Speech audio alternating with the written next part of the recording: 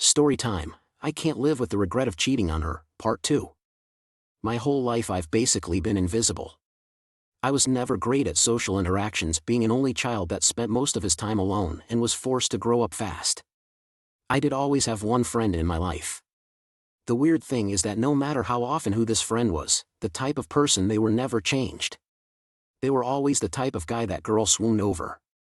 They always were revolving doors of beautiful girls and were constantly hooking up with someone new. I was always jealous of them. I never dated.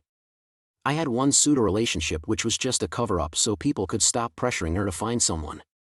We weren't actually into each other and I just wanted to be like my friends. But I never was. I was constantly friend-zoned. That's if she even noticed I existed. This ate at me for years along with my own questions about my sexuality. The first few years of our marriage were great. But eventually, my mental health declined. Between the pressure to be the father I never had, my historic insecurities, and being stuck in a career that sucked the life from me, I felt like I was drowning.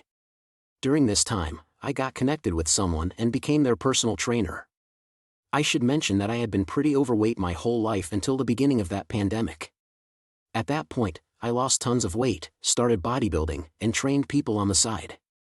This person and I started out completely professional, but it devolved into an affair. It felt like I was finally getting noticed. And eventually, my wife found out. We decided to move towards divorce. We have never stopped being best friends and she was supportive of me exploring my sexuality. I moved out and we started co-parenting. In our state, you have to be separated for a year before the divorce, so we were waiting our time. I dated guys and girls during this time. It took her a long time, but she eventually started dating too. To be continued in part 3. Make sure to follow us for more stories, and don't forget to check out the link in the bio to learn all the signs of cheating.